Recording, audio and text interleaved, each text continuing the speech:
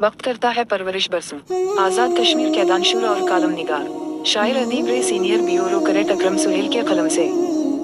यूनान के समंदर में डूबने वाले सैनिकों पाकिस्तानियों जिनमें 135 अफराद आज़ाद कश्मीर से ताल्लुक़ रखता हैं, इनकी गुमशुदा लाशें इस मुल्क के निज़ाम पर सवाल उठा रही हैं कि इस धरती पर इन्हें बाइज़्ज़त रिज़्क़ क्यों नहीं मिल सका, कि वो रिज़्क़ की तलाश में अपनी जानों से हाथ धो बैठे और कब्र के लिए वतन की मिट्टी भी नसीब ना हुई।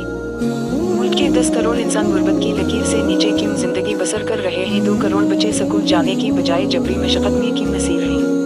करोड़ों मेहनत कशों की मेहनत आज भी जागीरदारों और सरमायादारों के पेट कर रही है, लेकिन खुद इन गरीबों को 2 वक्त की रोटी भी मैसर नहीं है। ये भी सवाल पैदा होता है कि क्या ये मुल्क गरीब है, क्या इसमें वो कुदरती वसाइल मौजूद नहीं हैं कि इस मुल्क के लोगों को बाइज़्ज़त रोटी मुहैया कर सके। असल बात यह है कि इस मुल्क में इतने कुदरती वसाइल मौजूद हैं कि मुल्क गैर मुल्की कर्जों के बगैर भी तरक्की कर सकता है। दुनिया का सबसे बड़ा नहरी निज़ाम और मदनियात और आबी वसाइल में दुनिया का छठा बड़ा मुल्क है, लेकिन इंसानी तरक्की और शहरी हुकूक में सबसे अदनी दर्जा पर पहुंचा हुआ है, जिसकी बुनियादी वजूहात में पहली वजह अंग्रेज साम्राज्य का छोड़ा हुआ वो साम्राज्यी ढांचा है जिसने इस मुल्क को हकीकी आज़ादी से गुज़श्ता 76 साल के बाद भी महरूम कर रखा है।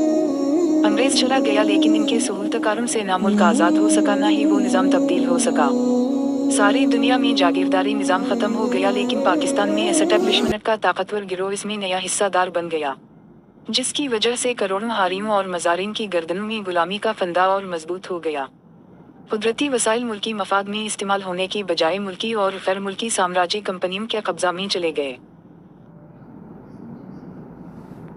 बलूचिस्तान में रेकुडक और संडक की सोने और चांदी की कानें हुई, या वादा नीलम में याकूत के ज़खायर, सब साम्राज्यी कंपनियों की लौटमार के हवाला हो गया। और अगर इस रुकावट डाली गई तो भारी जुर्माना की तलवार लटका कर मुल्क और कौम को इनके मलकियती कुदरती वसाइल से महरूम करके गुर्बत और पसमानदगी की अथाह गहराइयों में फेंक दिया गया। और